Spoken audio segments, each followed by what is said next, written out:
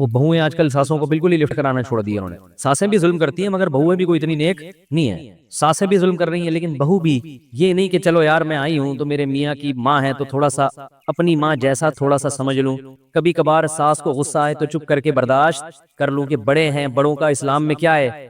بس ایک مسئلہ یاد کیا ہوا ہے کہ بہو پر ساس کی خدمت واجب نہیں ہے. تو یہ مسئلہ جو ہے نا, جیسے ہی آپ کے بیٹے کی شادی ہونے لگے اس کے ماتھے پہ لکھ کے لگا دیا کریں کہ بیٹا تم جو بہو لے کر آ رہے ہو, پہلی بات الگ رہے گی, ساس کے ساتھ رہنا واجب نہیں ہے. نمبر 2, میں اگر کبھی پانی کا پوچھوں گی تو مجھے میری رائٹنگ میں یہ مسئلہ بتائے گی کہ بہو پر ساس کی خدمت واجب. تو سوچو اس ساس پر اس ماں پہ آرے چلیں گے نا دل پہ, جس نے بیٹے کو پال پوس کے بڑا کیا ہے, اور اس کی بیوی ایسے ٹھینگا دکھا رہی ہے اس کو, وہ کہہ رہی ہے بیٹا تھوڑی سی تو کچھ تو کر لو میرے لیے, کچھ تھوڑا سا آج تم کھانا پکا لو, آج میرے سے پاؤں دبا دو, کہہ گے بہو پر ساس کی خدمت واجب نہیں ہے. ہاں یہ ظلم ہے کہ بہو کو بالکل اس کو نچوڑ دینا, اس کو نوکر بنا کے رکھنا, وہ ریموٹ کنٹرول کی طرح وہ سارا دن چلتی رہے, 18 روٹیاں پکوا رہے ہیں, یہ ظلم ہے, اس میں کوئی شک نہیں ہے. لیکن بالکل آپ کسی فیملی میں آئے ہو تو فیملی کے بھی تو کچھ تمیز اور آداب ہوا کرتے ہیں. اکٹھے جوائنٹ فیملی میں رہنے کے کچھ طور طریقے ہوتے ہیں خاندانی لوگوں میں. جو خاندانی نہیں ہوتے ان میں کوئی طریقہ نہیں ہے, ان میں ہر آدمی اخپل طریقے سے رہتا ہے. کیوں مولوی صاحب آپ پشتو ہیں نا, جو خاندانی لوگ ہیں وہ اخپل طریقے سے تو نہیں رہتے نا, ان کا تو اپنا ایک نظام ہوتا ہے نا. تو آپ کے خاندان میں کیا یہ ہوتا ہے کہ آپ ایک بھائی شادی کر کے آئے وہ اس اخپل طریقے سے رہے گا ہے؟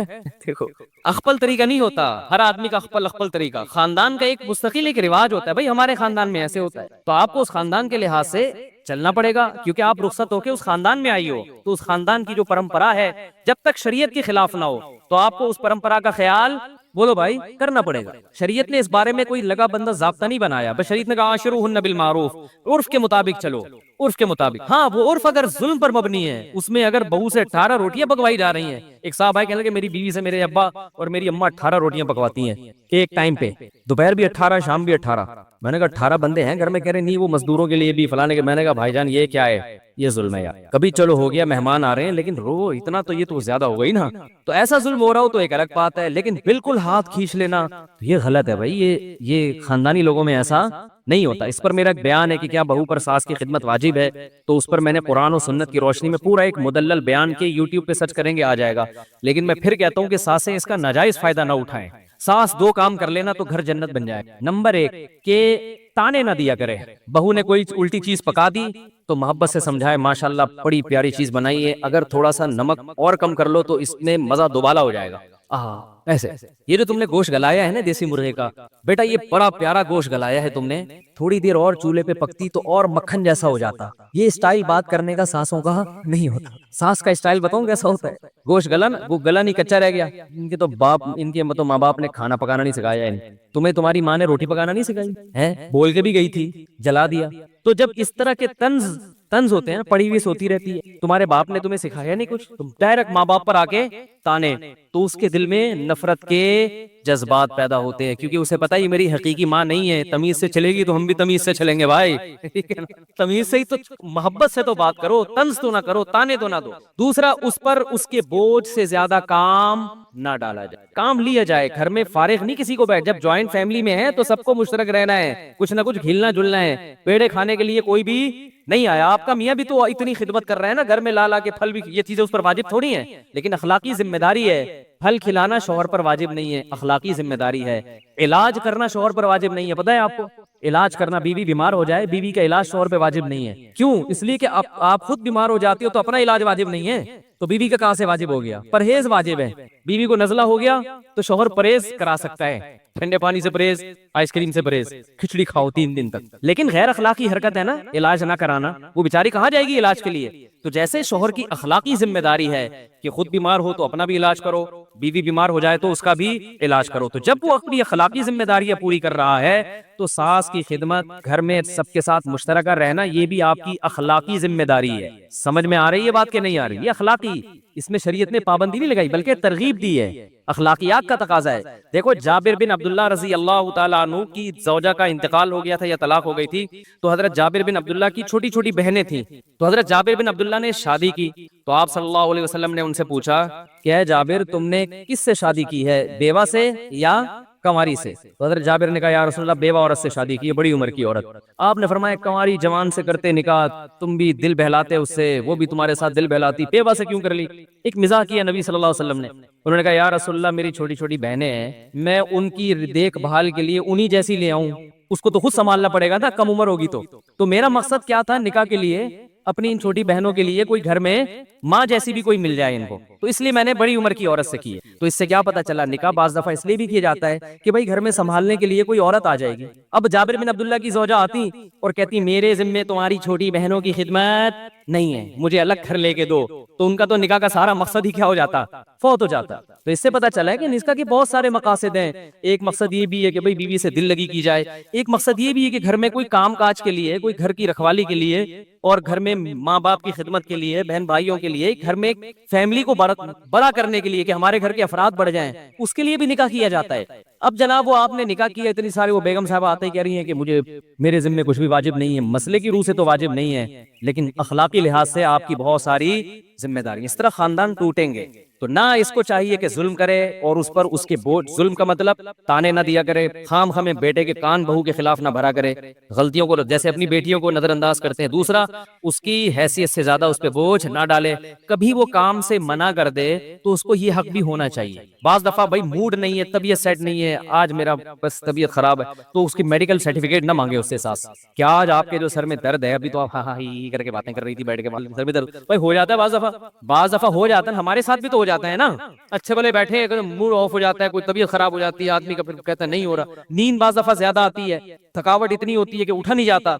अब सास आके बोल रही कम बहुत पड़ी हुई है, इसको तो पुलिस बुलानी पड़ेगी उठाने के लिए। कभी कभार सोने दो भाई, सोतों को उठाना अच्छा काम नहीं। आज आप खुद किचन में चली जाओ, आज खुद थोड़ा सा आप कर लो। और बेटे को भी चाहिए कि बीवी अगर माँ की ज्यादा खिदमत नहीं कर रही, उसको मोहब्बत से समझाए, नहीं कर रही तो मार धाड़ के बजाय खुद अम्मा की खिदमत करना शुरू कर दे। तो बीवी गैरतमंद होगी तो उसको खुद शर्म आएगी, खुद खिदमत करे, बोले भाई कोई बात नहीं, देखो अब मैं इस उम्र में तो अम्मा को किचन में नहीं देख सकता, बेगम में भी अम्मा की उम्र इतनी हो गई है और घर में इतनी इतनी बहुएं पड़ी हुई हैं और अम्मा हमारी किचन संभाले, कपड़े भी धोए, तो अब ये सादत किसके हिस्से में आएगी, मेरे से। तो जब बीवी अपने मियाँ को देखेगी वो पजामे धो रहा है बैठ के, तो खुद उसको थोड़ी सी शर्म आएगी। वो उसको शर्म इसलिए नहीं आती कि मियाँ साहब को नसीहतों के अलावा कोई काम नहीं है, काम ये अपनी माँ का एक धेले का भी नहीं करते। उसको पता है ये इसको माँ की कदर होती तो कभी खुद भी थोड़ा सा हिलता ना, हिलता ही नहीं है अपनी जगह से। तो इसको माँ की कदर नहीं है, इसको मुझ पे रोब जमाने का बोलो भाई शौक है, चौधराहट का शौक है। तो चौधराहट के लिए और कोई जरिया मिल नहीं रहा था, तो अब माँ के उन्मान से जो है ना मुझ पे रोब जमाना शुरू कर दिया। खुद चाय पिला दे माँ को, खुद खिदमत करें, ये तो ज्यादा सवाब है, तो बड़ी सादत की बात है। वो खिदमतें जो मर्द कर नहीं सकते, जिसमें मर्द के लिए नामुमकिन है हया और यानी बाज़ दफा ऐसे इस्तिंजा कराना या ऐसा, वो फिर आप कह दें भाई बहू से कि तुम कर लो तो बहुत सवाब मिलेगा इंशाल्लाह तुम्हें, और उसके बदले में फिर उसको कुछ नवाजें भी, इजाफी भी ख्याल करें, यार ये मेरी माँ की खिदमत करती है, कोई बात नहीं इस दफा मैं तुम्हें ईदी जरा ज्यादा दूंगा, और फिर इंशाल्लाह हम जो है वो स्विट्जरलैंड घूमने के लिए भी इंशाल्लाह जाएंगे, ठीक है ना। नहीं तो जितनी अल्लाह ने जेब में गुंजाइश दी, अंडा मोड़ घूम के आ जाए, कहीं भी जाएं, कुछ थोड़ा सा वो दिखाएं, अप्रिशिएट करें। तो ये दो चार छोटी छोटी चीजें हैं अगर हो तो घर क्या बन जाएगा, जन्नत। वरना वही अंग्रेजों की तरह हो रहा है, शादी हो के बीवी घर में नहीं होटल में आती। घर तो वही होता है जिसमें कोई बूढ़ा तो हो, जिस घर में बूढ़ा नहीं है वो घर घर नहीं है, वो तो होटल है, ठीक है ना। तो होटल है, घर थोड़ी है। इतना दिल चाहता है, हमारा भी दिल चाहता है कि काश हमारी वालदा, हमारी दादी दादा जिंदा होते, कुछ थोड़ा सा डांटते, कुछ नसीहत करते, कुछ थोड़ी सी झाड़ पिलाते। घर में कोई बूढ़ा नहीं है तो कोई नसीहत करने वाला नहीं है। कोई होता जिसके हम थोड़ी झाड़ सुन के बर्दाश्त करते, उसके पांव दबाते, उससे दुआएं लेते, तो ये कितनी बड़ी नेमत है घर में बूढ़े का वजूद। आज कैसी जिंदगी गुजर रही है, घर में बूढ़ा बर्दाश्त नहीं हो रहा, बर्दाश्त नहीं हो रहा, बस अलग हो जाओ, बस अलग हो जाओ, बस अलग हो जाओ। फिर आपकी औलाद होती है तो कैसी मोहब्बत से दादा दादी नाना नानी उसको पालते हैं, वो एक अलग लुत्फ है। घर में अगर आपके बड़े नहीं हैं तो आप बाप हो, दादा का मजा बच्चों को मिलता ही नहीं है, ना नाना की मोहब्बत मिलती है ना दादा की मोहब्बत मिलती है। आधी काम तो दादा दादी नाना नानी बच्चों का कर लेते हैं उनको पालने में, तो वो सारा सेटअप मगरिबी कल्चर की वजह से बर्बाद हो रहा है। सबसे पहले अपना अकीदा दुरुस्त। इस्लाम क्या कहता है, जिसने हमें नेमतें दी हैं उसका शुक्र अदा करो। तो शुक्र में सबसे पहली चीज ये है कि जिसने दी है मानो कि वही देने के काबिल है, उसके अलावा किसी को देने का इख्तियार नहीं है। इसलिए इस्लाम में सबसे बड़ा जुर्म क्या है, शिर्क। وَمَن يَدْعُ مَعَ اللَّهِ إِلَٰهًا آخَرَ، جو اللہ کے سوا کسی کو پکارے گا تو اللہ کہتا ہے اس کا حساب کس کے ذمے ہے؟ میرے ذمے ہے، میں نہیں چھوڑوں گا اس کو۔ اس لیے ہم نعرہ صرف یا اللہ مدد، یا رسول اللہ مدد کا نعرہ بولتے کیوں نہیں لگے گا؟ یا علی مدد بولو نا، نہیں۔ ایاک نعبد و ایاک نستعین، اے اللہ ہم تیری ہی عبادت کرتے ہیں اور صرف تجھ سے مدد طلب کرتے ہیں۔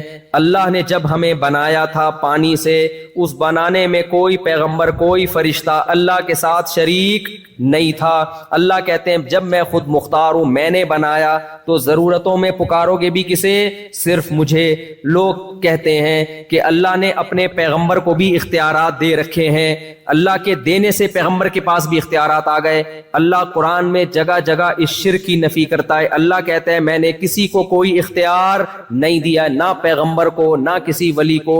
معجزے جو پیغمبروں سے صادر ہوتے ہیں وہ پیغمبروں سے نہیں ہوتے، وہ اصل میں کس سے ہوتے ہیں؟ اللہ سے ہوتے ہیں۔ اللہ نے کسی پیغمبر کو اختیار نہیں دیا کہ جب چاہے چاند کے 2 ٹکڑے کر دے، نہ، جب اللہ نے چاہا پیغمبر پہ وحی نازل کی کہ اے نبی آپ چاند کی طرف اشارہ کریں، میں اپنی قدرت سے چاند کے 2 ٹکڑے کر دوں گا۔ نبی نے اشارہ کیا، اللہ نے ٹکڑے کر دیے۔ تو یہ اختیار کس کے پاس ہے؟ اللہ کے پاس۔ پھر جوڑنے والا بھی کون چاند کو دوبارہ؟ اللہ۔ موسیٰ علیہ الصلوۃ والسلام کو اللہ نے کہا کہ لاٹھی زمین پہ ڈالو میں سانپ بنا دوں گا۔ حضرت موسیٰ کو اللہ نے یہ اختیار نہیں دیا کہ جب چاہو آپ لاٹھی کو سانپ بنا دو۔ اگر اللہ نے یہ اختیار دیا ہوتا تو موسیٰ علیہ السلام نے جب لاٹھی زمین پہ ڈالی تھی پہلی دفعہ اور وہ سانپ بنی تھی تو موسیٰ علیہ السلام خوف سے بھاگتے نہیں۔ قرآن کہتا ہے کہ موسیٰ علیہ السلام بھاگے، ولم یعقب، پیچھے مڑ کے بھی نہیں دیکھا، اتنا خوف زدہ ہو گئے اس سانپ سے۔ اللہ نے فرمایا یا موسیٰ اقبل، اے موسیٰ واپس پلٹ اور اس کو ہاتھ میں پکڑ لے، سنعیدھا سیرتہ الاولی، جس خدا نے اس لاٹھی کو سانپ بنایا ہے وہی رب اس سانپ کو دوبارہ لاٹھی بنا دے گا۔ پتا چلا کہ بھائی موسیٰ نہ لاٹھی کو سانپ بنا سکتے تھے، نہ سانپ کو ریورس کر کے دوبارہ لاٹھی بنا سکتے تھے۔ یہ سارے کام کون کر رہا تھا؟ اللہ کر رہا تھا۔ موسیٰ علیہ السلام جب دریا کے کنارے، پانی کے کنارے آ کے کھڑے ہوئے ہیں اور پریشان کہ پیچھے فرعون کا لشکر، آگے دریا، بنی اسرائیل نے پوچھا انا لمدرکون، اے موسیٰ مر گئے، آج تو ہم مر گئے۔ موسیٰ علیہ السلام نے یہ نہیں فرمایا کہ نہیں مرے، بلکہ میں لاٹھی ابھی ڈالوں گا، پانی پہ ماروں گا اور اپنی طاقت سے پانی کو 2 حصوں میں تقسیم کر دوں گا۔ نہ نہ نہ نہ، موسیٰ علیہ السلام نے فرمایا کلا، جس اللہ نے اتنی مدد کی ہے آج دوبارہ وہ مدد کرے گا۔ کرے گا کیسے یہ مجھے معلوم نہیں ہے، مدد ضرور آئے گی، یہ نہیں پتا کیسے آئے گی۔ ان معی ربی، میرے ساتھ رب ہے۔ اللہ فرماتے ہیں ہم نے موسیٰ کو کہا کہ لاٹھی پانی پہ مار، فن فلقا فکان کل فرق کالطود العظیم، اللہ نے اپنی قدرت سے اس پانی کو 2 ٹکڑوں میں تقسیم کر دیا۔ تو یہ سارے کام کون کر رہا ہے میرے بھائی؟ اللہ۔ تو پیغمبروں کے پاس کوئی اختیارات نہیں ہے، فرشتوں کے پاس اختیارات نہیں ہے۔ آپ کو لوگ شرک پہ ابھاریں گے، بولیں گے لو بھیا مفتی صاحب اوٹ پٹانگ باتیں کر کے جا رہے ہیں، بارش برسانے کے فرشتے الگ ہیں، موت کا فرشتہ الگ ہے بھائی؟ تو جب موت دینے کا اختیار فرشتے کے پاس ہے، بارش برسانے کا اختیار فرشتے کے پاس ہے، تو کیا پیغمبروں کے پاس اولاد دینے کا اختیار نہیں ہو سکتا؟ بگڑی بنانے کا اختیار نہیں ہو سکتا؟ نہ نہ نہ، موت کا اختیار فرشتے کے پاس نہیں ہے۔ موت، روح نکالنے کا کام فرشتے سے لیا جاتا ہے، اختیارات فرشتے کو نہیں دیے جاتے۔ اس کی مثال ایسے ہے، میرے ہاتھ میں قلم ہے، آپ مجھے کہتے ہیں مفتی صاحب اس پہ سائن کر دیں، میں قلم سے سائن کرتا ہوں۔ آپ کہتے ہیں لے بھائی مفتی صاحب نے قلم سے سائن کا کام لیا ہے، لہذا قلم کے پاس یہ اختیارات ہیں کہ وہ سائن کر سکتا ہے۔ آپ نے کیا کیا؟ وہ پین مجھ سے لے لیا اور کہا آئندہ کبھی سائن کروانا ہوا تو چونکہ آپ قلم سے سائن کرواتے ہیں لہذا میں ڈائریکٹ قلم سے کہہ دیا کروں گا کہ وہ سائن کر دے۔ میں کیا کہوں گا میرے بھائی؟ قلم کے پاس نہ میرا نام لکھنے کا اختیار، نہ قلم کے پاس ایک تحریر لکھنے کا اختیار۔ قلم کا کام ہے جیسا جیسا میں اس کو جہاں جہاں گھماؤں گا اسی حساب سے وہ گھومے گا۔ تو اللہ میاں نے بھی موت کے فرشتے کو گچی سے پکڑا ہوا ہے اور بولا ہوا ہے کہ جیسے جیسے میں تجھ سے کام لوں گا اس طریقے سے تو روح قبض کرے گا۔ یہی وجہ ہے کہ ہم موت اور حیات کی دعا کبھی فرشتے سے نہیں مانگتے۔ کبھی ہم یہ نہیں کہتے اے اسرافیل، اے موت کے فرشتے کائنڈلی تھوڑی سی مجھے 1 سال کے لیے مہلت دے دے۔ ہمیں پتہ ہے یہ فرشتے کے پاس اختیارات نہیں ہے۔ ہم دعائیں کس سے مانگتے ہیں بھائی؟ اللہ سے۔ اے اللہ ابھی اس نے دوسری شادی کرنی ہے، ابھی 4 کرنی ہے، اے اللہ اس کو تھوڑی زندگی مزید دے دے، کرنے کے بعد یہ اس نے ویسے ہی مر جانا ہے تھوڑے دنوں میں، ابھی کیا کر دے اس کو اختیارات دے دے۔ अभी थोड़ी सी मोहलत दे दे। तो भाई अल्लाह फरिश्तों से काम लेता है, इसका मतलब ये नहीं है कि फरिश्तों के पास इख्तियारात आ गए हैं। अल्लाह ने खज़िर अलैहिस्सलाम से भी कुछ काम लिए, इख्तियारात खज़िर अलैहिस्सलाम को भी नहीं दिए। तो ना इख्तियारात पैगंबरों के पास, ना फरिश्तों के पास, ये सारे इख्तियारात किसके पास हैं? अल्लाह के पास। एक और तरीके से लोग धोखा देते हैं, बोलते हैं लो भाई ये वहाबड़े, वहाबियों की सुपरलेटिव डिग्री है वहाबड़े, कहते हैं ये वहाबड़े अजीब बात करते हैं कि अल्लाह से मांगो, जब इनको मदद की जरूरत पड़ती है पुलिस से मदद मांगते हैं कि नहीं मांगते हैं? भाई ये पुलिस से मदद मांगते हैं, तो वाह पुलिस से मदद मांगना जायज और नबी से मदद मांगना जायज नहीं है। माज अल्लाह, इन्होंने तो नबी का मकाम पुलिस से भी घटा दिया। भाईजान आप बहस को खल्तमल कर रहे हो। मदद दो तरह की होती है, एक असबाब के तहत और एक असबाब से हटके। जब पुलिस से हम मदद मांगते हैं तो वो साइंटिफिक लॉजिक होती है। फोन करोगे आप, वो गाड़ी में बैठ के चलते हुए आएंगे, साइंसी असबाब इख्तियार करेंगे। असबाब के अंदर जो मदद मांगी जाती है वो शिरक नहीं है, वो तो हम सुबह शाम एक दूसरे से मदद मांग रहे होते हैं। वो मदद मांगना शिरक है जो असबाब से हटकर, अल्लाह कोई सबब ना भी हो तो भी काम कर सकता है। इब्राहिम अलैहिस्सलाम को आग में डाला गया, जिंदा रहने की कोई साइंटिफिक लॉजिक है? कोई साइंसदान मानेगा ना, लेकिन अल्लाह ने बचा के दिखा दिया। ईसा इब्ने मरियम को बगैर बाप के पैदा किया, कोई साइंसदान मानेगा? बोलते क्यों नहीं मानेगा। एक एथियस्ट ने कहा जब से ये वीडियो कैमरे इजाद हुए करामतें बंद हो गई हैं। तो किसी ने जवाब में दिया कि बंदर का इंसान बनना भी बंद हो गया जब से। कहते हैं ना ये साइंसदान के बंदर से बने हैं। मैं अभी जंगल में गया हूं ना, वहां शिपाटा, इतनी मुश्किल से एक ओकाची मची, इतनी मुश्किल से याद हुआ था जापान में एक शिपाटा। तो वहां इतने बंदरों की किस्में नजर आई हो, कोई जुएं निकाल रहा है। मैंने कहा कोई ऐसा बंदर देखो यार जो थोड़ा थोड़ा इंसान बनना शुरू हो गया हो थोड़ा थोड़ा सा लुक आ रहा हो उसमें। बेशक करोड़ों साल में हुआ हो भाई, करोड़ों साल में कुछ बंदर तो ऐसे होते जो आधे बंदर होते, आधे वसीम लग रहे होते, गफार लग रहे होते। एक ऐसी नस्ल होनी चाहिए थी ना। ये क्या बात है कि डायरेक्ट बंदर ने छलांग मार के इंसान बना और बीच की सारी नस्लें अचानक मार्केट से शॉर्ट हो गई। तो इसलिए ये सब फेंकने की बातें हैं। इस तरह की बातें जब साइंटिस्ट किया करें तो बैठ के लपेटा करो, इसकी कोई लॉजिक नहीं है, फजूल बातें हैं बिल्कुल। खुदा से बागी कर रहे हैं तुम्हें। तो मैं तो भी गया, मैंने बंदरों को बहुत गौर से देखा, जहां बंदर आते मैं देखता था, मैं देख शायद ये वाला बनने वाला हो भाई थोड़ा थोड़ा बन चुका हो, कोई भी नजर नहीं आया। या तो बंदर थे या डायरेक्ट हम इंसान थे, बीच की कोई नस्ल हमें नजर नहीं आई। और आप कह सकते हो आपने एक जंगल देख लिया ना, सारी दुनिया के जंगल गए हो, तो अबे तुम लोगों ने तो सारी दुनिया के साइंसदानों ने तो देख लिया है ना, कैमरे तुमने फिट कर करके गए हो, तुम्हें भी अब तक कोई नजर नहीं आया। तो ये नहीं हो सकता भाई। और अगर बंदर से बना भी है तो बंदर कैसे बन गया? बंदर तक बनना आसान है? बंदर भी तो एक अल्लाह की मखलूक है। उसकी आंखें देखो, उसकी नाक देखो, ये भी सॉफ्टवेयर है भाई, ये भी खुद ब खुद इवॉल्व होके यहां तक नहीं पहुंच सकते। तो मैं क्या बात कर रहा था, एक तो मैं बातें भूलने बहुत लगा हूं। ये हाफजा कमजोर नहीं है मेरा, कहीं आप समझेंगे हाफजा कमजोर है। मेरा तवज्जो एकदम एक टॉपिक की तरफ होती है तो पूरा उसी में घुसेड़ देता हूं मैं अपने आप। तो मैं यह कर रहा था, हाँ अकीदे की बात कर रहा था, तौहीद के असबाब से हटके काम कौन कर सकता है? अल्लाह। तभी हम दुआ करते हैं अल्लाह से। दुआ कहते हैं असबाब से हटके किसी को पुकारना। पुलिस से हम दुआ नहीं मांगते। तो आप यहां बैठे बैठे नबी को पुकारोगे तो ये असबाब के तहत नहीं है, ये असबाब से हटके है, लिहाजा ये वाली पुकार शिर्क है। तो ये शिर्क अल्लाह के साथ नाशुक्री है कि मैंने बनाया, मैंने पैदा किया और मैंने पैगंबरों को अपने इंट्रोडक्शन के लिए भेजा कि मुझे पुकारो, तुमने उसी पैगंबर को माबूद बना लिया। ईसाइयों ने क्या किया है? कहा कि ईसा बगैर बाप के पैदा हो गए, माज अल्लाह।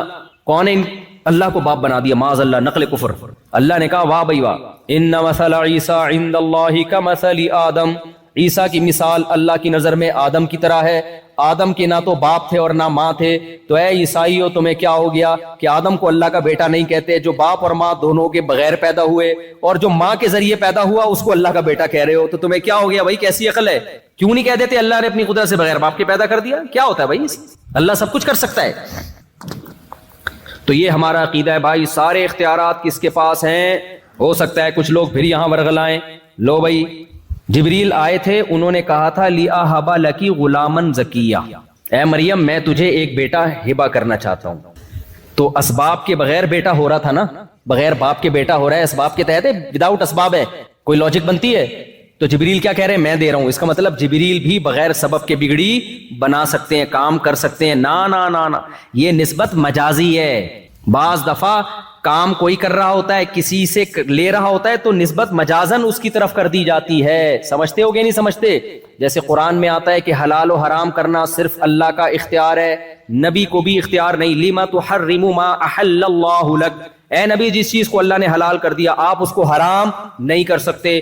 دوسری جگہ قرآن کہہ رہا ہے یحل لہم الطیبات ویحرم علیہم الخبائث، نبی ناجائز چیزوں کو حرام کر کے جائیں گے.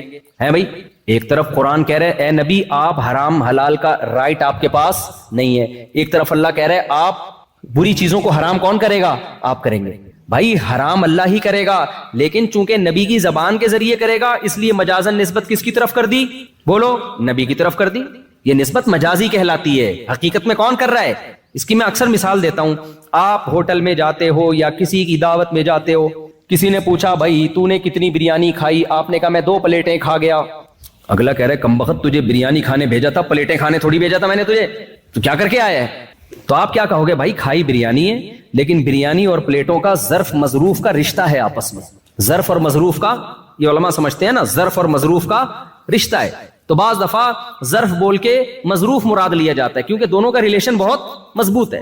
اس میں حکمت یہ کوانٹٹی بتانے کے لیے کہ کتنی کھائی ہے میں نے. اگر میں بتاتا 2 بریانی کھا گیا تو تمہیں کیا پتا چلتا کوانٹٹی کتنی ہے؟ تو میں نے 2 پلیٹیں کہا، یعنی اتنی بریانی جتنی 2 پلیٹوں میں آ جاتی ہے. تو مجازی نسبت کے لیے کوئی مصلحت ہوتی ہے تو اللہ نے بھی کہا نبی حرام کر کے جائیں گے، یہ بتانے کے لیے کہ نبی کا فریضہ کیا ہے. نبی کا کام میڈیکل سائنس یا بزنس یا کاروبار نہیں ہے، نبی کا کام ہے شریعت بیان کرنا کہ کیا حلال ہے اور کیا حرام ہے. سمجھتے ہو کہ نہیں سمجھتے ہو؟ لوگ مجھ پہ اعتراض کرتے ہیں نا، یہ مولوی صاحب امریکہ کینیڈا جاپان کیا کرنے جا رہا ہے؟ جاپان میں اتنے بڑے بڑے سائنسدان ہیں، یہ مولوی کیا سائنسدان ہے جو وہاں جا رہا ہے؟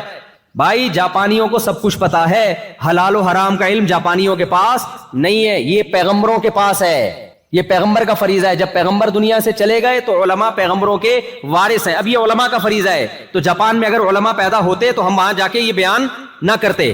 سمجھتے ہو؟ ساری چیزیں انگریزوں کے پاس نہیں ہے. حلال و حرام کا علم کس کے پاس ہے؟ مسلمانوں کے پاس ہے، کیونکہ پیغمبروں کا علم مسلمانوں کے پاس ہے. تبھی تو انگریز کو پتہ ہی نہیں کہ سور حلال ہے کہ حرام ہے. انگریز لیگل انلیگل دیکھتا ہے، حلال و حرام ان کی ڈکشنری میں نہیں ہے. شراب حلال ہے حرام ہے نہ، انگریز دیکھے کہ لیگل ہے کہ انلیگل ہے. صحیح ہے نا؟ ہم لیگل انلیگل تھوڑی دیکھتے ہیں. اگر لیگل بھی ہو شراب پھر بھی ہمارے ہاں کیا ہے؟ حرام، کیونکہ پیغمبر نے حرام قرار دے دیا ہے. یہاں تو شراب لیگل ہے. آپ لوگ پیتے ہو کیا؟ پی کے آیا ہوا ہے تو بھائی تھوڑا پیچھے چلا جائے، کوئی بھروسہ نہیں ہے کہ بعض پی کے آیا ہوا ہوتا ہے، عجیب سی باتیں کر رہا ہوتا ہے. آج ایک آدمی کو ہم نے دیکھا دوپہر کو پتہ نہیں بھاگ رہا ہے، جاگنگ کر رہا ہے بے تکے ٹائم پہ. میں نے کہا یہ کون سا جاگنگ کا ٹائم ہے؟ پاؤں میں چپل پہنے ہوئے ہیں، عجیب اسٹائل. تو انہوں نے کہا بعض پی کے یہ بھی ہوتا ہے. پینے کے بعد کوئی بھروسہ نہیں ہوتا بھائی. ایک صاحب کو ہم نے دیکھا بیٹھے ہوئے اپنے آپ سے باتیں کر رہے ہیں. میں نے کہا یہ تقریر کی تیاری کر رہے ہیں، انہوں نے یہاں کے مقامی لوگوں کو کہہ رہے ہیں پیا ہوا ہے. تو میرے بھائی تو یہ نسبت حلال و حرام کی مجازی. اس لیے سب اختیارات صرف اور صرف اور صرف کس کے پاس؟ اللہ کے. میں بات کو سمیٹ کے ختم کر رہا ہوں، جلدی جلدی موضوع کو مکمل کر رہا ہوں. زیمبیا میں آج میرا آخری بیان ہے، اس کے بعد مجھے پتلی گلی سے نکلنا ہے. تو دوسرا کام شکر گزاری میں اللہ کی یہ عبادت. دنیا کے ہر مذہب میں عبادت ہے یا نہیں؟ اللہ کہتے ہیں میری عبادت کرو. تو عبادت کیسے کریں؟ اللہ نے بتایا وضو کر کے 5 ٹائم بولو نماز پڑھو. پڑھو گے کہ نہیں پڑھو گے؟ مسجد میں جماعت کے ساتھ. زندگی میں 1 بار حج کرو اگر اللہ نے استطاعت دی ہے. میرے گھر کی زیارت کرو. رمضان کے روزے رکھو. یہ آپشنل نہیں ہے کہ جاب مشکل ہے مزدور ہے، نہ بھائی. جب رمضان آیا ہر صحت مند مقیم پر رمضان کے روزے لازم ہیں. آپ یہ نہیں کہہ سکتے میری جاب بہت ڈیفیکلٹ ہے. نہ اللہ کا حکم آسان ہے، لچکدار نہیں ہے. خوب سمجھ لو، لچک نہیں ہے اس میں. جب کہہ دیا تو کہہ دیا. آج بہت ہلکا لے لیا اللہ کے حکم کو. نمازیں ایسے، میں بھی جہاز سے جب اترا، ایتھوپیا ہمارا جہاز اترا تھا، تو فجر کی نماز جو ہم جب اترا تو نماز کا ٹائم باقی تھا، تو ہم نے جلدی سے نماز پڑھی، پھر ہم آ کے بیٹھے. تو اب اس کے بعد جو فلائٹیں آ رہی ہیں، میں نے بہت سارے لوگ دیکھے آ کے مسجد میں قضا ہو گئی فجر اور نماز پڑھ رہے ہیں. میں ان سے کہہ رہا ہوں بھائی آپ نے جہاز میں کیوں نہیں پڑھی نماز؟ کہہ رہے ہیں وہ جہاز میں جگہ نہیں تھی. وہ بھائی جیسے چاہو یعنی اصل میں تو نماز میں بھی کھڑے ہو کر فرض، جہاز میں بھی فرض نماز کھڑے ہو کر پڑھنا لازم ہے. فرض نماز بیٹھ کر بولو نہیں ہوتی. قبلہ رخ ہونا اور کھڑے ہونا ضروری. لیکن اگر جہاز میں آپ کو کھڑے نہیں ہونے دے رہے تو پھر مجبوراً بیٹھ کے نماز پڑھو، لیکن اس کو لوٹا لو. لیکن پڑھو تو ضرور، چھوڑنے کی اجازت تھوڑی ہے.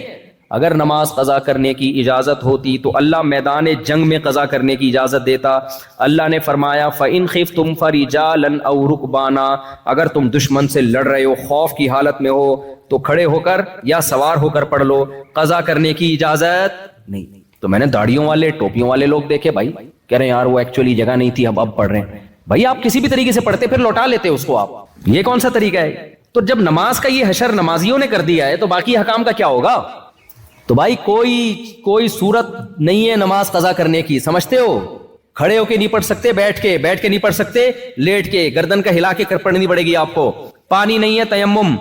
یہ ساری رخصتیں اللہ نے اس لیے تو دی ہے کہ وقت سے مت ٹالو. اگر نماز کو اپنے ٹائم سے ٹالنے کی اجازت ہوتی, اللہ کہتا کوئی بات نہیں, کھڑے ہو کے نہیں پڑھ سکتے, بیٹھ کے نہیں, بلکہ گھر جا کے آرام سے تسلی سے چھٹیوں میں پڑھ لینا جب فرصت ملے گی تمہیں. ابھی چھٹیاں آنے والی ہیں, تمہارے امتحان ہوں گے تو چھٹیاں آئیں گی, اسی وقت ساری لوٹا دینا اکٹھی بیٹھ کے. تو مذاق تھوڑی ہے نماز. تو عزم کرتے ہو کہ نہیں کرتے, ایسی کی تیسی کچھ بھی ہو جائے. آج کل تو ایسی بہترین اپلیکیشن آ گئی ہیں جہازوں کے سفر میں, آپ اپلیکیشن ڈاؤن لوڈ کرو, اس میں اپنے فلائٹ کا ٹائم اور جہاں ارائیول اور ڈپارچر کا ٹائم لکھو, وہ پورا ٹائم نماز کا کہ جہاز کس وقت کہاں ہوگا, کتنے بج کے کتنے منٹ پہ کون سی نماز کا ٹائم داخل ہو رہا ہوگا, قبلہ کدھر ہوگا. اللہ نے اتنی آسانی کر دی ہے, سمجھتے ہو؟ اور مستورات کو بھی نماز پڑھوایا کرو. بہت سے نمازی ہم نے دیکھے اپنی بیگم کے ساتھ سفر کر رہے ہیں, ابے اب کون جائے گا, وضو کرے گا, ابے چھوڑ بعد میں بیگم کا. بھائی جان ابھی آزمائش ہے کہ نماز پڑھتا ہے کہ نہیں پڑھتا. خود بھی پڑھنا ہے, اپنے گھر والوں کو بھی. ٹرین کا سفر ہو, بس کا سفر ہو, نماز نہیں معاف ہے. ان الصلاۃ کانت علی المؤمنین کتابا موقوتا. اللہ کہہ رہے نماز مومنین پر مقررہ اوقات میں فرض ہے, اس کو دائیں بائیں کرنے کی اجازت نہیں ہے. تو پڑھو گے کہ نہیں پڑھو گے؟ تیسرا کام, یہ رمضان کے روزے ہو گئے, حج ہو گیا زندگی میں ایک بار.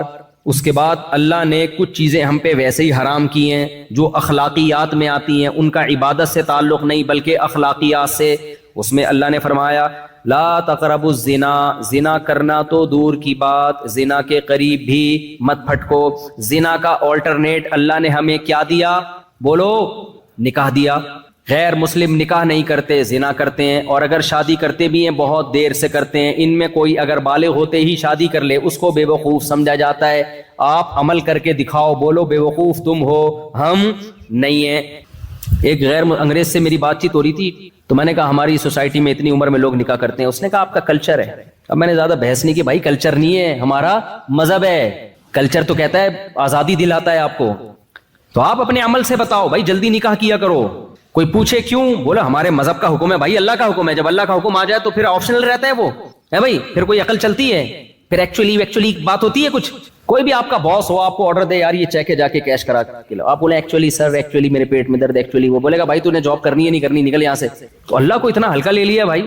تو اللہ کہہ رہا ہے جب جس میں نکاح کی استطاعت تو فوراً کیا کرے, وہ نکاح. اے اللہ خرچہ ہوگا بہت زیادہ, ٹینشن. اللہ نے کہا غیر مسلم کیلکولیٹر لے کے بیٹھے گا, ابھی میری اتنی تنخواہ, حالانکہ اس کی بیوی آنے کے بعد اس کا خرچہ ہو ہی نہیں رہا ہے, کم بخت کا 1 روپے دھیلا نہیں بیوی پہ خرچ کرنا, پھر بھی کیلکولیٹر لے کے بیٹھا ہوا ہے. ہم نے سارا خرچہ خود کرنا ہے, پھر بھی اللہ کہہ رہا ہے کیلکولیٹر استعمال کرنے کی اجازت نہیں. ان یکونوا فقراء یغنیہم اللہ من فضلی. اللہ کہتے ہیں نکاح کرو, اگر فقیر ہوگے اللہ اپنے فضل سے غنی کر دے گا. اللہ پہ توکل کرو.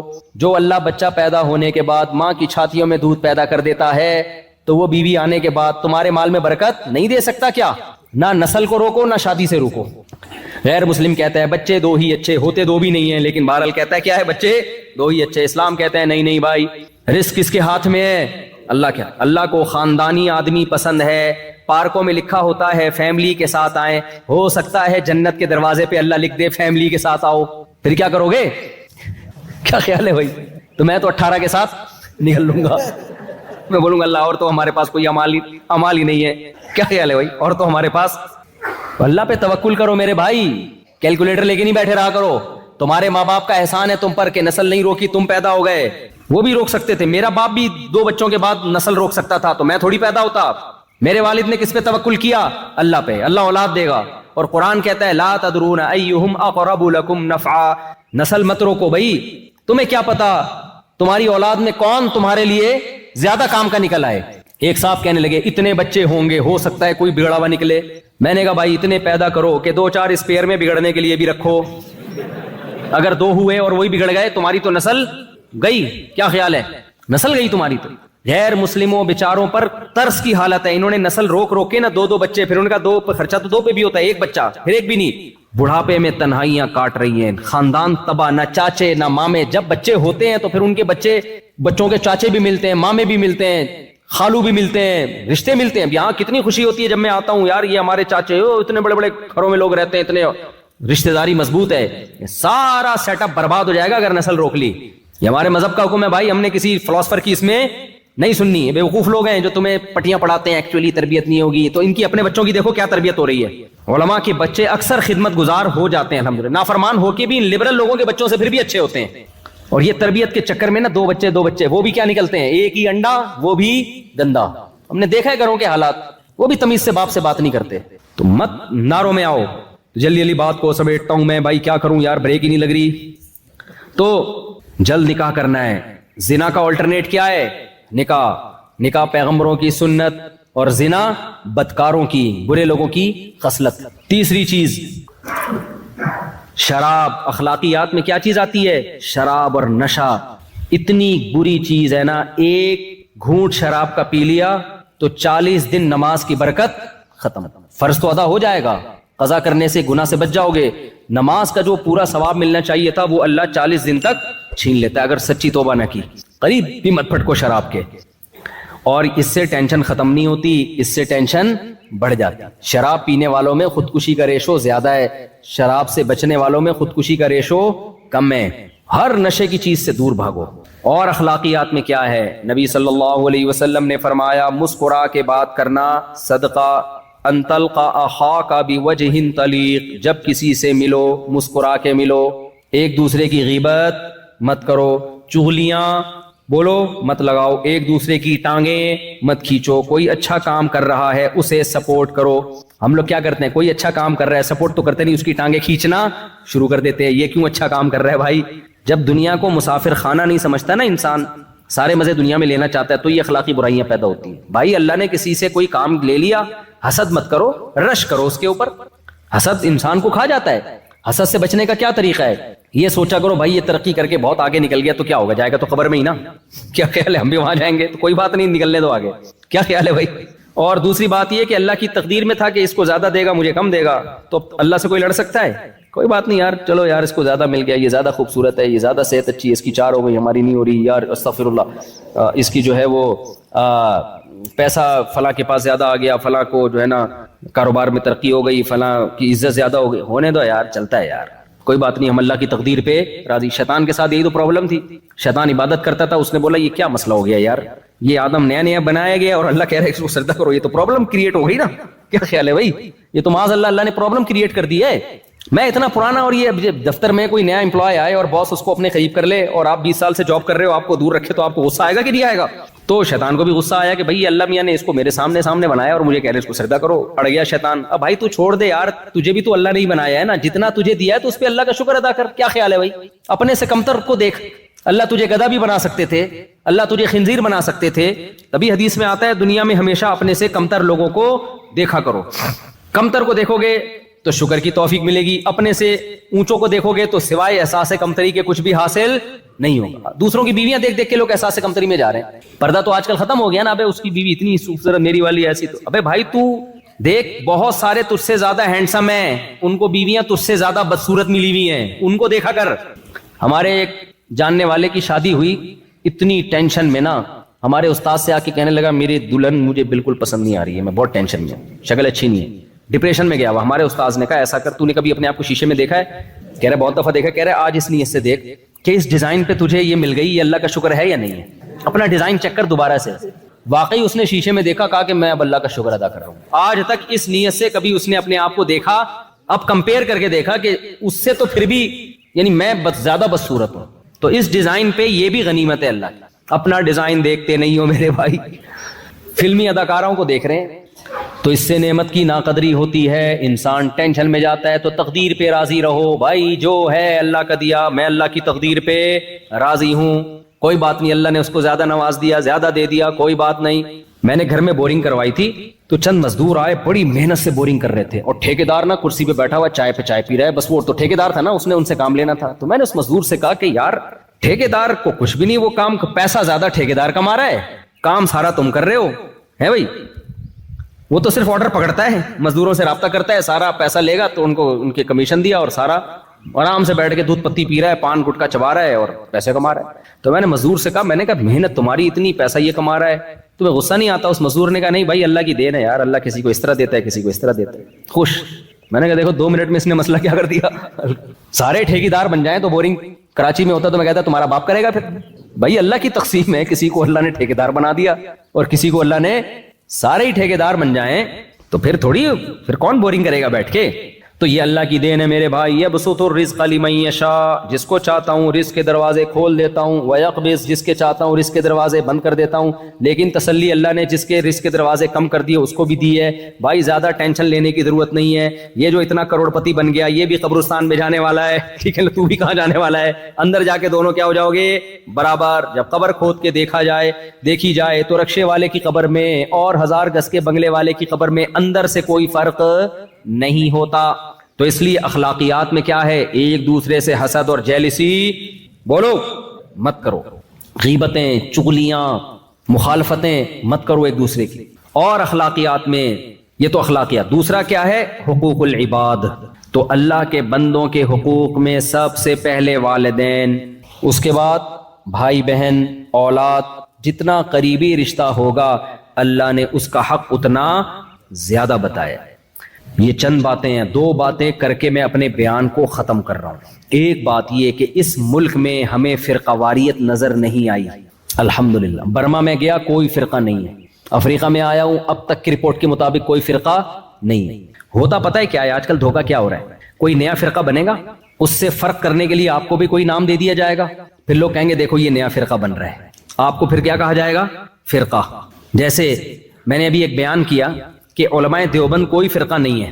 جب سے اسلام آیا نا بر صغیر میں, برما میں, ہندوستان میں, افغانستان میں, ایران میں, شیعہ لوگوں کے علاوہ جو اہل سنت والجماعت کا مسلک آیا تو ہم اسی کو فالو کرتے چلے آ رہے ہیں. بہت سے نئے فرقے ہندوستان میں بنے جن کی ڈیٹ آف برتھ بھی ہمیں معلوم ہے, ان سے فرق کرنے کے لیے لوگوں نے ہمیں دیوبند کا نام دے دیا.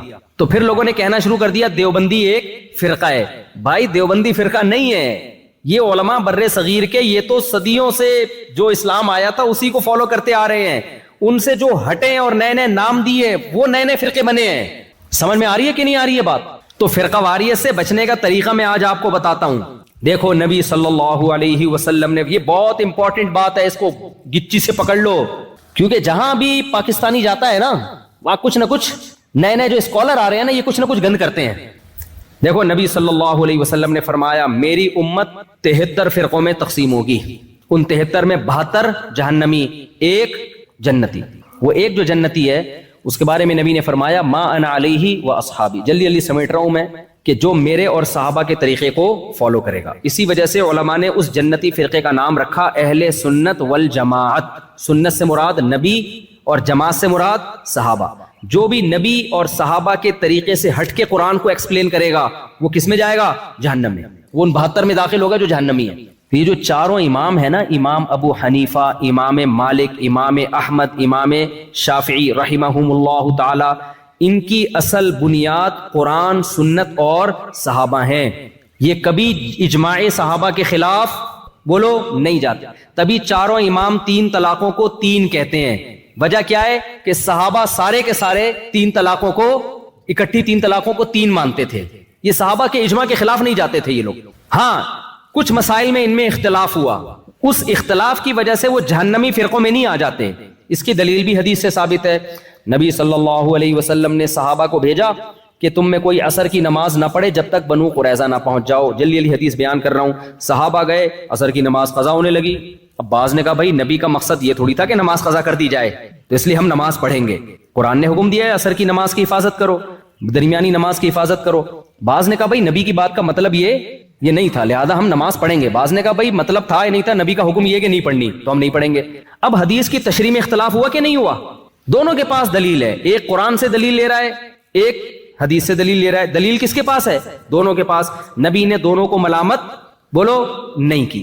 کوئی یہ کہہ سکتا ہے یہ 2 الگ الگ فرقے تھے, ایک کہتا ہے نماز پڑھنی چاہیے, دوسرا کہتا ہے نماز نہیں پڑھنی چاہیے. بھائی یہ فرقے نہیں تھے, یہ مکتبہ فکر تھے, رائے کا اختلاف تھا قرآن و سنت کو سمجھنے میں. اس اختلاف کی بیس پہ کوئی رائے وجود میں آئے تو اس رائے کو فرقہ نہیں کہا جا سکتا. یہ جو امام ابو حنیفہ، امام مالک، امام شافعی، امام احمد بن حنبل، انہوں نے قرآن و سنت پہ ریسرچ کی ہے تو بہت سارے مسائل میں ان کا اتفاق ہو گیا، اور کچھ مسائل ایسے تھے جن میں ادھر بھی دلیل ادھر بھی دلیل، تو ان مسائل میں ان کا اختلاف ہو گیا، اور انہوں نے اسلامی قانون کو مرتب کر لیا. جب اسلامی قانون مرتب ہوا تو پوری دنیا میں انہی کے فالوورز پھیل گئے، پوری دنیا میں، بر صغیر میں، ہندوستان، پاکستان، اسی طرح روس کی ریاستیں، ازبکستان، بخارا، سمرقند، ان علاقوں میں، افغانستان اور برما، یہ پورے علاقوں میں فقہ حنفی آیا. سمجھتے ہو؟ تو یہ سارے کے سارے یہاں اسلام لانے والے ہی حنفی تھے. تو یہاں قدیم جو اسلام آیا ہے وہ کون لے کر آئے ہیں؟ حنفی علماء لے کر آئے ہیں. تبھی صدیوں سے یہاں فقہ حنفی کو فالو کیا جا رہا ہے. آپ جس کنٹری میں رہتے ہیں یہاں زیادہ تر لوگ مالکی ہیں. میں نے یہاں دیکھے نماز پڑھتے ہوئے فقہ مالکیہ کو. یہاں امام مالک رحمہ اللہ تعالیٰ کی تحقیقات کو فالو کیا گیا. سعودی عرب میں بہت تھوڑے سے علاقے میں 2% لوگوں نے امام احمد ابن حنبل کے فقہ کو فالو کیا. اسی طرح ملیشیا، انڈونیشیا میں اسلام کیا تو شوافے گئے وہاں پہ فقہ شافی. تو پوری دنیا صدیوں تک ان 4 فقہ کو فالو کرتی رہی ہے. لہذا کوئی اگر اٹھ کے کہے یہ 4 فقہ فرقے ہیں تو وہ 100% غلط بات کر رہا ہے، کیونکہ اس کا مطلب تو پھر پوری امت ہی جہنم میں چلی گئی نا. بچے گا کون؟ ابے کیا ہو گیا؟ تو بچے گا پھر کوئی؟ پھر وہی دال چاول والا قصہ ہو جائے گا جو میں بار بار بیان کرتا ہوں. ایک آدمی نے خواب دیکھا کہ جنت میں دال چاول کھائی جا رہی ہے، جہنم میں دیگیں پک رہی ہیں. اس نے کہا یار یہ کیا مذاق ہے؟ تو فرشتے نے بولا 4 آدمی آئے ہیں جنت میں دال چاول ہی پکائیں گے، اب دیگیں تھوڑی پکائیں گے ان کے لیے ہم.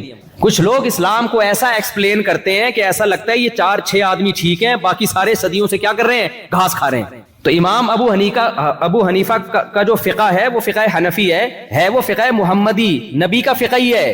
اس کو مرتب امام ابو حنیفہ نے کیا، ان کے شاگردوں نے، اس لیے نسبت کس کی طرف کر دی؟ امام حنیفہ کی طرف.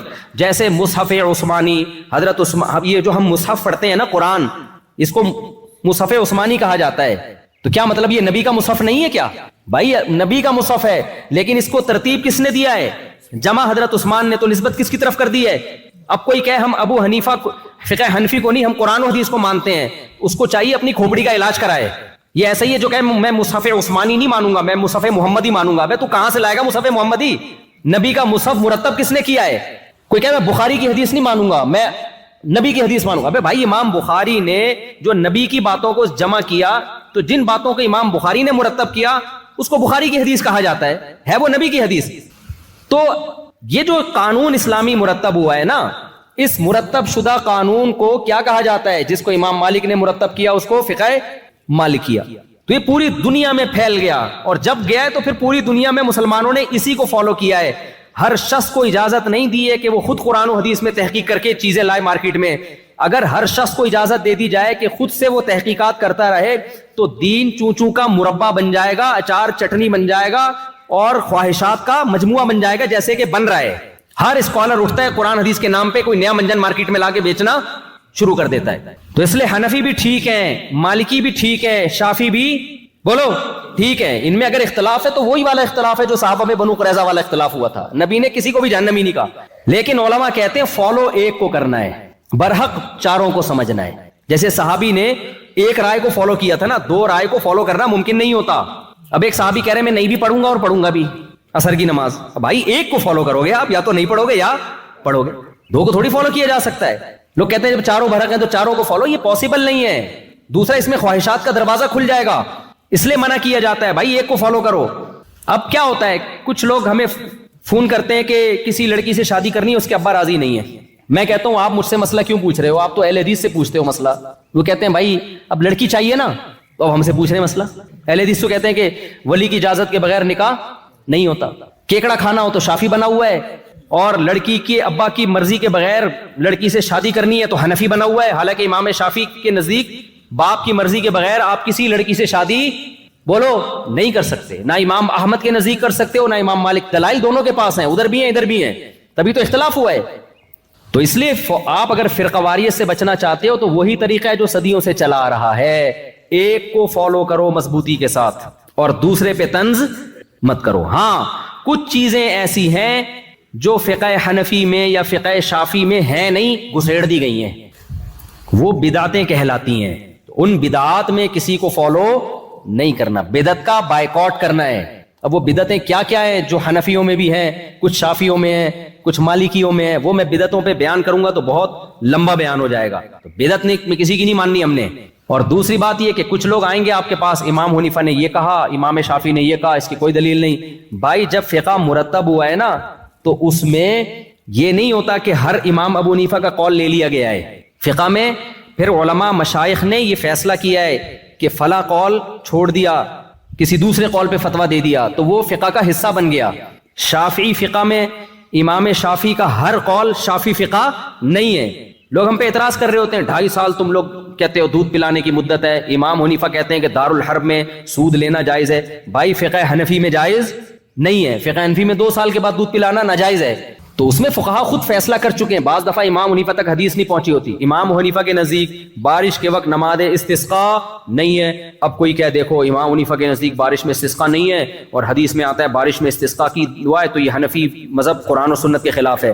بھائی امام ابو حنیفہ کے اس قول کو حنفیوں نے لیا نہیں ہے, سمجھتے ہو, صاحبین کے قول کو لیا ہے, کیونکہ اس میں امکان ہے کہ ہو سکتا ہے امام صاحب تک یہ حدیث نہ پہنچی ہو. تو ہر اشکال کا جواب علماء کے پاس موجود ہے, لیکن کچھ لوگ آئیں گے آپ کو مختلف طریقوں سے توڑنے کی کوشش کریں گے. تو آج جو بھی کم بخت اتحاد کا لیبل لگا کے امت کو جوڑنے کی بات کر رہا ہے نا, وہ اصل میں نیا فرقہ بنا رہا ہوتا ہے, ایک نیا منجن مارکیٹ میں لا رہا ہوتا ہے. تو یہاں مالکی لوگ ہیں, ان کو مت چھیڑو. بولو بھائی امام مالک کا مذہب بھی کیا ہے, تنگ نہیں کرو ان کو چھیڑ چھیڑ کے. یہ بھی ٹھیک ہے. میں مسجد نبوی میں بیٹھا تھا, ایک شخص اردو میں تقریر کر رہا ہے, کسی نے پوچھا امام مالک کہتے ہیں ہاتھ چھوڑ کے نماز پڑھو. اس نے اتنا سخت امام مالک کے خلاف تقریر کی ہے, ہم نے نبی کا کلمہ پڑھا, امام مالک کا کلمہ نہیں پڑھا. وہ کم بخت امام مالک نے کس کا کلمہ پڑھا تھا, انہوں نے کہا نبی کا کلمہ نہیں پڑھا تھا. اور مجھے حیران ہوا کہ میں کئی سال امام مالک نے اس مسجد میں بیٹھ کے درس دیا ہے, اور کب درس دیا ہے, آج سے 1300 سال پہلے بیٹھ کے درس دیا ہے, اور تو ان پہ طرز کر رہا ہے. تو اپنے اسلاف پر ایسے کہہ رہے ہم نے ان کا کلمہ تھوڑی پڑھا ہے. آپ اعتدال کے ساتھ بیان کرو. بھائی امام مالک کی رائے جو ہاتھ چھوڑ کے نماز پڑھنے کی ہے, دلیل ان کے پاس بھی ہے. وہ کہتے ہیں ٹھیک ہے ہاتھ باندھنے کی حدیث ثابت ہے, لیکن چونکہ اہل مدینہ چونکہ ہاتھ چھوڑ کے نماز پڑھ رہے ہیں, اس لیے میری رائے میں یہ عمل آخری عمل نبی کا ہاتھ چھوڑنے کا تھا, تبھی تو اہل مدینہ ہاتھ چھوڑ رہے ہیں. اس بیس پہ امام مالک نے اس کو ترجیح دے دی. ہر فقیہ کے اپنے اصول ہوتے ہیں مسائل نکالنے کے. امام حنیفہ اہل کوفہ کے عمل کو ترجیح دیتے ہیں. وہ کہتے ہیں یہ عبداللہ بن مسعود اور علی رضی اللہ تعالیٰ عنہ کا گڑھ تھا, یہ دونوں بڑے علماء یہاں کے ٹھہرے ہیں, لہذا ان کے عمل کو ہم ترجیح دیں گے. امام مالک مدینہ والوں کے عمل کو ترجیح دیتے ہیں. ہر فقیہ کے اپنے اصول ہیں. تو مجھے بڑا افسوس ہوا کہ یہ کمبخت اگر بیٹھ کے یوں بیان کر دیتا کہ بھائی امام مالک رحمہ اللہ تعالیٰ کی رائے بھی ٹھیک ہے, اس کی بھی دلیل ہے اور ہماری رائے بھی ہے, تو کسی ایک کو فالو کرنا چاہیے, دوسرے پہ رد نہیں کرنا چاہیے. بہت زیادہ ہوتا اپنی نظر میں جو رائے جس رائے کو ترجیح ہوتی وہ بیان کر دیتا کہ ہماری رائے میں یہ والی رائے زیادہ راجح ہے. یہ آج جو نئے نئے اسکالر آ رہے ہیں نا, یہ طنز کرتے ہیں, سمجھتے ہو, اسلاف سے بدگمان کرتے ہیں, سمجھتے ہیں کہ ہمیں ہی آتا ہے, باقی سارے گھاس کھا رہے تھے بیٹھ کے. تو پھر فرقواریت سے بچنے کے لیے ضروری ہے اس طرح کے اسکالر سے ہوشیار رہو. ہاں بدعت کو اپنے قریب مت آنے دو. عقیدے پہ کمپرومائز بولتے کیوں نہیں, چپ. عقیدے پہ کمپرومائز, عقیدے میں کوئی حنفی شافی نہیں ہوتا. عقیدوں کو قرآن و سنت نے بہت واضح بیان کر دیا ہے. اجماعی مسائل میں کوئی حنفی شافی نہیں ہوتا. اجماعی مسائل کو قرآن و سنت نے بہت ڈیٹیل سے, ہم 3 طلاق کو 3 اس لیے نہیں کہتے کہ امام حنیفہ نے فرمایا ہے, یہ تو اجماعی مسئلہ ہے, اس میں تو کسی کا اختلاف ہی نہیں ہے. یہ تو قرآن نے بھی بتا دیا, حدیث میں بھی, صحابہ نے بھی بتا دیا. تقلید تو کی جاتی ہے ان مسائل میں جن میں کیا ہے, اختلاف ہے, دونوں طرف دلائل ہیں, ان میں انسان کہتے ہیں ایک کو فالو کرو, دوسرے کو غلط مت کہو. جو اجماعی مسائل ہیں ان میں نہیں کسی کو فالو کیا جاتا, ان میں تو سب اتفاق چلا آ رہا ہے. تو یہ چند باتیں آپ کی خدمت میں. اور آخری سچی مچی کی آخری بات, دیکھو اپنا ایمان ان ملکوں میں بچانا چاہتے ہو تو تبلیغ سے جڑ کے رہو. ساس سسر کو امی ابو کہنا. بہت سے لوگ اپنے ساس سسر کو امی ابو کہہ کر پکارتے ہیں. کیا یہ جائز ہے؟ کیونکہ والد کے علاوہ کی طرف نسبت کرنا تو درست نہیں ہے. جویریہ صاحبہ کراچی سے. جائز ہے بھائی, ساس سسر کو تعظیم سے ابو امی ہی کہنا چاہیے, کیونکہ آپ کے شوہر کے ابو اور آپ کے شوہر کی امی, تو ان کو بے ادبی محسوس ہوتی ہے کہ جو لقب ہمیں اس گھر میں ملا ہوا ہے ہماری اولادوں کی طرف سے, ہمیں اب کچھ اور نام سے پکارا جا رہا ہے. یہ ان کو ایک قسم کی اپنی توہین محسوس ہوتی ہے. تو آپ کے میاں اپنی امی کو امی کہہ رہے ہیں, اپنے ابو کو ابو کہہ رہے ہیں, تو آپ ان کے گھر میں رہ کر یہی کہیں کہ امی ابو. رہا یہ مسئلہ کہ وہ جو ہے کیا نام, اولاد اور بہو جو ہے نا, یہ داماد اور بہو یہ اولادوں میں ہی داخل ہے. یہ جو قرآن مجید میں اللہ تعالیٰ کے ارشاد ہے نا, ندعو ابناءنا و ابناءکم. نبی صلی اللہ علیہ وسلم جب مباہلہ کے لیے گئے ہیں تو حکم یہ تھا کہ اپنی اولادوں کو بھی لے کر جائیں. تو اس میں یہ کہ ہم اپنے بیٹوں کو بھی لے کر آئیں گے، تو آپ صلی اللہ علیہ وسلم حضرت علی رضی اللہ تعالیٰ عنہ کو بھی لے کر گئے ہیں۔ تو علماء نے اس میں یہ لکھا ہے کہ یہ اولاد کے مفہوم میں حضرت علی بھی داخل تھے۔ داماد بھی اولاد ہی کی طرح ہوتا ہے، اسی طرح بہو بھی اولاد کی طرح ہوتی ہے۔ تو داماد کو چاہیے کہ وہ اپنی بیوی کے والدین کو وہی کچھ کہا کرے، وہی لقب دیا کرے جو اس کی بیوی دیتی ہے۔ اگر بیوی اپنے والد کو ابو کہتی ہے تو داماد کو بھی چاہیے کہ وہ اپنے سسر کو ابو کہے۔ اگر بیوی اپنے والد کو ڈیڈی کہتی ہے تو شوہر کو چاہیے اپنی بیوی کے والد کو ڈیڈی ہی کہا کرے۔ اگر وہ پاپا کہتی ہے تو شوہر کو بھی چاہیے کہ وہ اپنی بیوی کے ابا کو پاپا کہے۔ اور آپ کو پتہ ہے، پاپا سے یاد آیا کہ ہمارے خاندان ہیں، ان کے گھر میں بیکری کا سارا سامان ہے، تو وہ ناراض ہوتے ہیں، میرا یہ کلپ سنیں گے، ان کے گھر میں پاپا تو بیکری کی چیز ہوتی ہے نا، تو وہ ان کے گھر میں اور بھی 2-3 لقب اس طرح کے ہیں کہ وہ بیکری کا پورا آئٹم بن جاتا ہے۔ لوگ کہتے ہیں ان کے گھر میں بیکری کے تمام سامان موجود ہے، لیکن میں بتاؤں گا نہیں، وہ پھر ناراض ہو جائیں گے، ہمارے اپنے رشتہ دار ہیں قریبی۔ خیر، تو جو یعنی آپ کے شوہر اپنے والدین کے لیے جو لقب استعمال کرتے ہیں تو بیوی کو چاہیے وہی لقب ساس سسر کے لیے استعمال کرے۔